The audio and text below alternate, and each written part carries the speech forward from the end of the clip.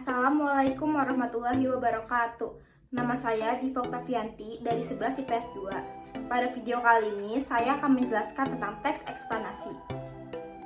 Pengertian teks eksplanasi. Teks eksplanasi merupakan teks yang menjelaskan tentang proses terjadinya atau terbentuknya suatu fenomena alam atau sosial.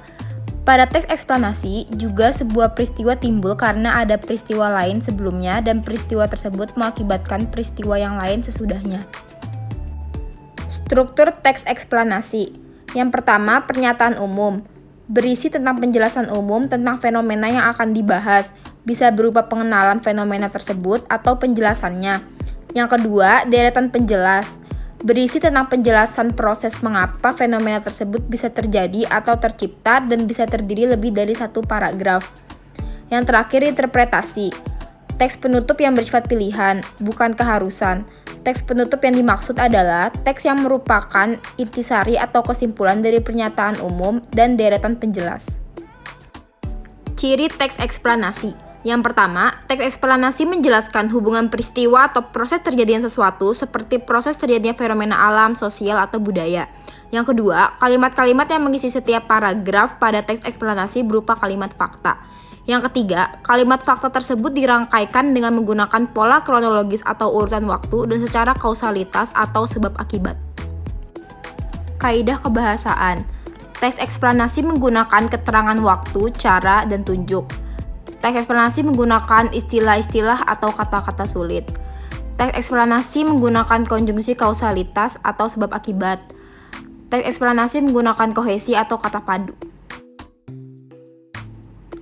Angin muson. Angin muson merupakan gerakan massa udara yang terjadi karena adanya perbedaan tekanan udara yang mencolok antara daratan dan juga samudra. Kata muson sendiri nampaknya berasal dari sebuah kata dalam bahasa Arab yang mempunyai arti musim. Kata ini merupakan kata yang paling sering digunakan untuk merujuk kepada perubahan musim arah angin yang terjadi di sepanjang pesisir Samudra Hindia, khususnya di Laut Arab yang bertiup dari arah barat daya dalam waktu setengah tahun, lalu kemudian dari arah timur laut untuk setengah tahunnya lagi. Angin muson bertiup pada bulan April hingga Oktober. Angin muson timur terjadi apabila letak semu matahari di sebelah belahan bumi utara sehingga menyebabkan tekanan udara di wilayah benua Asia termasuk Indonesia menjadi rendah dan tekanan udara di wilayah benua Australia menjadi tinggi karena angin itu bertiup dari benua Australia ke benua Asia.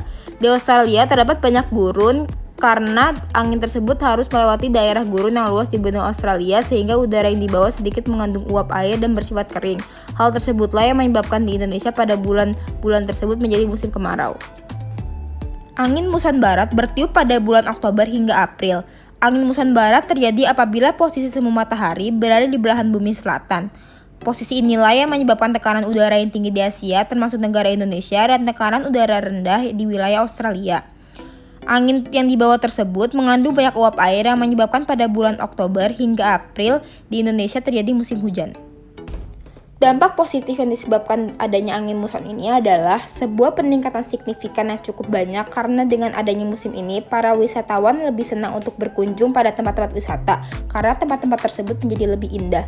Sedangkan dampak negatif yang disebabkan adanya musim muson ini adalah akan terjadinya dehidrasi yang dialami oleh penduduk karena penduduk perlu untuk mengonsumsi minuman yang mampu menyegarkan tubuh mereka. Karena dampak ini mengakibatkan musim kemarau yang sangat panjang, tentunya cuaca akan menjadi lebih panas. Sekian penjelasan teks eksplanasi dari saya, semoga bermanfaat. Wassalamualaikum warahmatullahi wabarakatuh.